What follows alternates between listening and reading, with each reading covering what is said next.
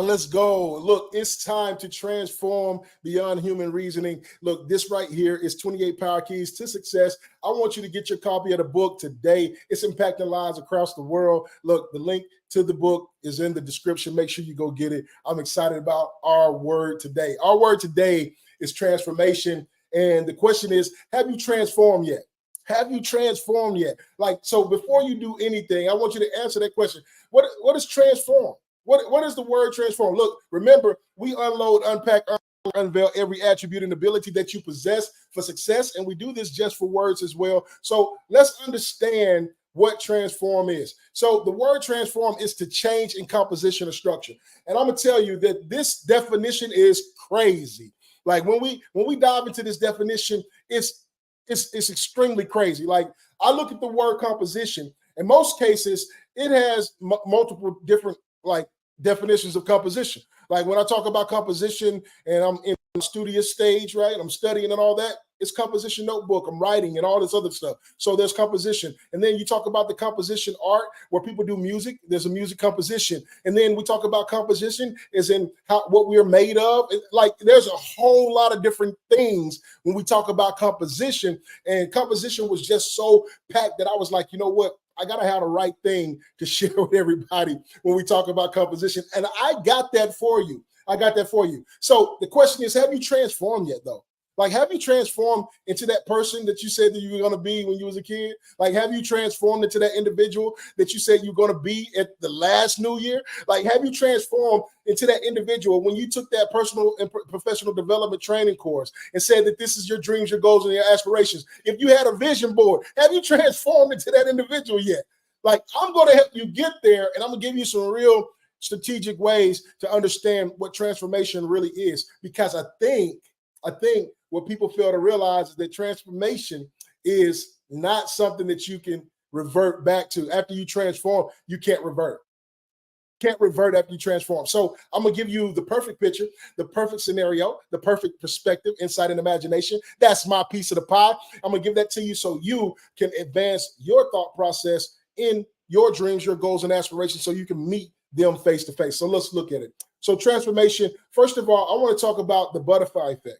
The butterfly effect. So this has become one of my most keynote topics over the last year and a half or so. And I know this is something that everybody has spoke about before, but I want to give you a little bit more deeper detail about the butterfly effect. And so the butterfly effect basically says that a seemingly insignificant thing, a butterfly can flap its wing on this side of the world, and it can create a tsunami on the other side of the world. That's the butterfly effect in a nutshell, right? But I want to go a little bit deeper, because how do we get to the point where we can actually flap our wings?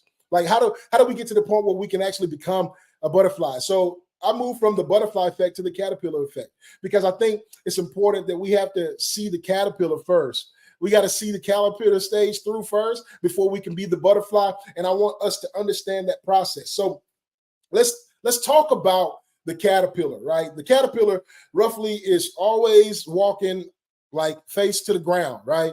Always looking up, always looking for ways to find food to eat. You got to crawl, got to walk, got to really do a lot of mobile work, a lot of functional physical work to get to where it want to go, right? And so the steps might be small, but it's getting there. And so I look at the caterpillar, and I'm like, man, the caterpillar is a really strategic communication for anybody to understand transformation, because the caterpillar, when it decides to become a butterfly, when the season hits, right, when it's time, and sometimes we know when it's our time. We don't want to miss our time, because like a caterpillar will die. Like if it don't go into the anyway. So let's think about this. Like the caterpillar, it says it's time. It's time to go into the cocoon. And people call it a chrysalis. That's the scientific name for it. It goes into the chrysalis. It goes into this cocoon. And when it goes into this cocoon, and I don't know if you ever heard of this, but the caterpillar breaks down into something called imaginal cells. These imaginal cells, like every bit of the caterpillar breaks down. So all that work that you put in, I know that you had a lot of effort that you put in for everything that you have right now. But sometime when we get into the cocoon stage, when the caterpillar move into the cocoon stage, that caterpillar breaks down everything that it has. It breaks down. Like the arms, the legs, the eyes, the feet, everything breaks down. The hands breaks down. The innards, it all breaks down into something called imaginal cells. What's amazing about imaginal cells, it doesn't matter about your past. It doesn't matter what you've been through. It doesn't matter the hurt, the pain. It doesn't matter all those things. They matter to you, but it doesn't matter when it talks about you going to the next level. It can't prevent you from getting to the next level. See, because in the cocoon, and when you decide to get in the cocoon stage, everything breaks down. Everything breaks down. I like to think that the caterpillar has a vision of who it wants to be, right? I like to think that the caterpillar has literally obtained information over the course of its life before it gets into the cocoon. I like to think that there's been different things that cultivated and created a perspective of the caterpillar when it gets into this cocoon. I like to think that, and I would like to think that the caterpillar has a lot of information, a lot of insight, a lot of feelings and emotions, all when it gets into this cocoon, into this chrysalis. And I think when it breaks down, it can turn into two different things. A lot of people, they talk about the butterfly effect. So I think about that and I'm like, man, the butterfly effect, that's cool. Butterfly effect is really cool. But in the cocoon, you can either be a butterfly, you can come out a butterfly or a moth. So the caterpillar can come out a butterfly or it can come out a moth. Two different things, right? And one, let's talk about it. One, everybody knows about the butterflies. People talk about butterflies all the time. Scientifically, man, like even kids are naming butterflies. Oh, that's a monarch butterfly. It has this, it has that. It's beautiful. It has all these colors. And then you have the moth. The moth also comes out. And that moth, it eats your clothes up. You got to have mothballs, get it away. It bothers people, right? So, but the issue is that the moth and the butterfly comes out of the cocoon, but it was just one caterpillar. So the information, like that you go into your cocoon stage with, the information, the experiences, the exchanges, all those can break down and we can come out two ways. And one thing is that I found out in my study is that the butterfly and the moth, they both of them, I'm telling you, both of these insects can come out with vibrant colors, right? So the moth can portray the trait of the butterfly, and the butterfly in its beautiful colors, moth can look beautiful, just like it can have the same colors. And my daughter, it was a moth in the house, and she thought it was a butterfly. And so I put my hand out. I was like, hey, let me check. I put my hand out because I'm in beast mode, man. I got the dominion in my house. Like I got dominion over everything that I touch, right? My body, my mental, right? I have that control. So I put my hand out, and I'm inviting the moth to land in my hand. So it comes off the ceiling fan and it lands in my hand. And as soon as it landed in my hand, I knew that it wasn't a butterfly. And I told my daughter that it wasn't a butterfly. She said, yes, it is. It's a butterfly and all this stuff. So because I've studied this, I always tell my daughter, if she has a disagreement with me, then it's important for her to go research it. And so she went and researched it, and she has her clock, and she speaks to her clock saying, hey, blah, blah, hey, Google, blah, blah, blah. And then it gives her the information back. And the information back tells her, hey, a butterfly and a moth, they both can come out the cocoon with wonderful, beautiful colors, and they can be mistaken. And some of us, we have interacted with individuals who are moths, who's eating up our resources. And I'm not like literally, I got to give you all the perspective, right? But they're eating up our resources when we thought they were butterflies, right? They're to pollinate, they're to bring a wonderful atmosphere, things beautiful for us, right? So I want you to think about that. But let's get back to the caterpillar in the chrysalis, in the cocoon, how it breaks down into imaginal cells, and everything about it can be repurposed. So a lot of times the way we perceive our situations and circumstances cause that effect. And that effect creates either the moth or the butterfly. It creates the butterfly effect or the moth effect.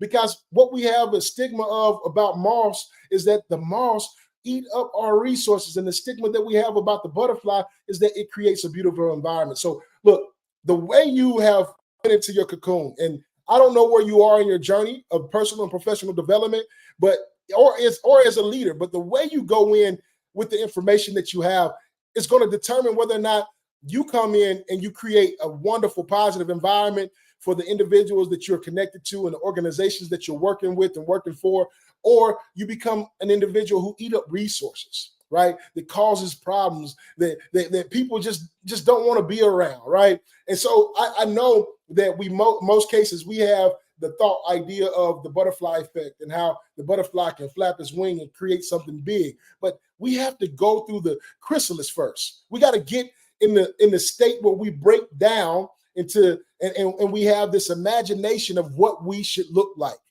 Do you have an imagination? Do you have a vision? What you look like, that dream, that goal, that aspiration of your business, that industry that you want to be in, that professional you want to be, the type of leader, how you want to conduct yourself, the thoughts that you want to provide to the next generation. Do you have a vision of what it looks like, right? Before I became a motivational speaker, I spoke to my mom. I had a dream, and I was standing on stage speaking to thousands of people. And so I walked into that, right? And now I do that for thousands of people. I go to industries, I go to colleges, I go to schools, I go to organizations. I work with Fortune 500 companies, and I do this. Why?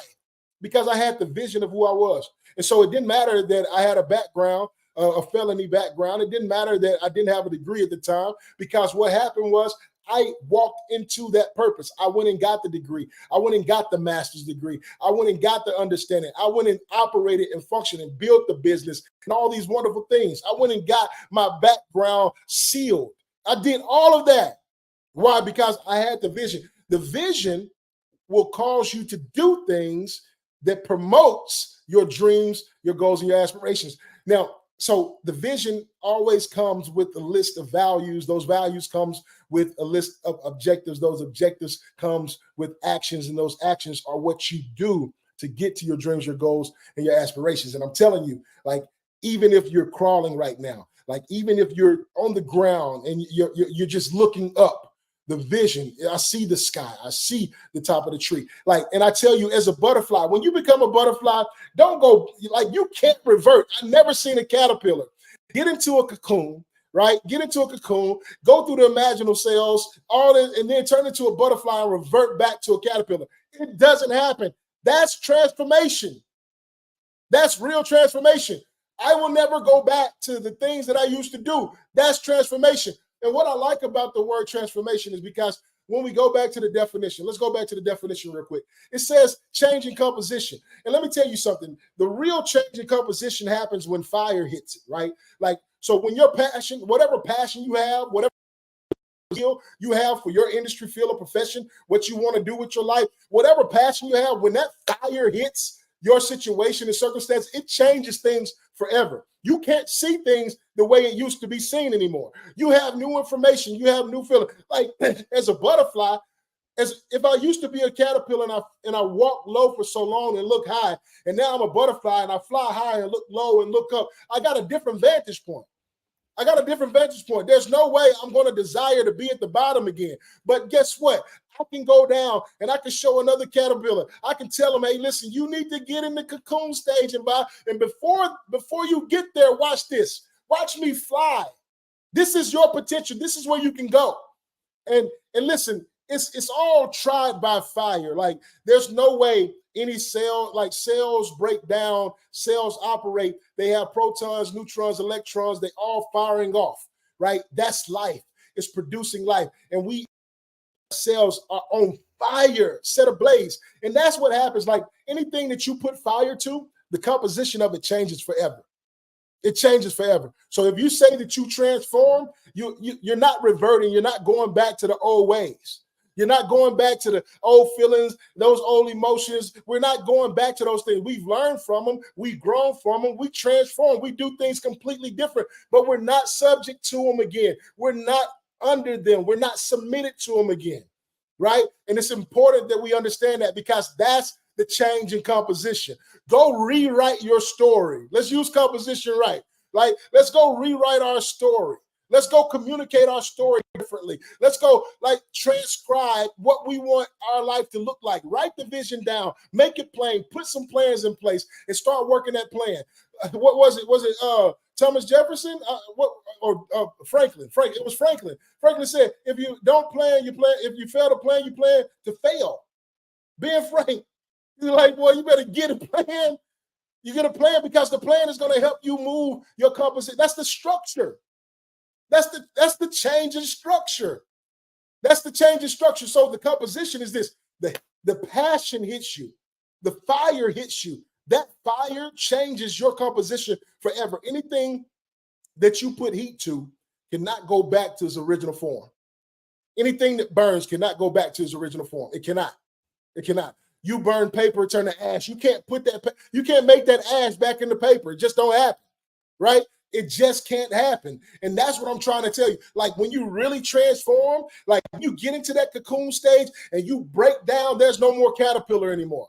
It's butterfly moth time. And now you get to decide what information I'm going to rebuild my life with, what direction that I'm going to go. Am I going to be a consumer? Am I going to eat up everything that I have? Or I'm going to create, I'm going to develop, I'm going to build, I'm going to make things beautiful around me. What are you going to do? Because look, there's a balance in the world regardless of which one shows up, but which one are you, right? Because you get to choose. You get to choose how you come out the cocoon.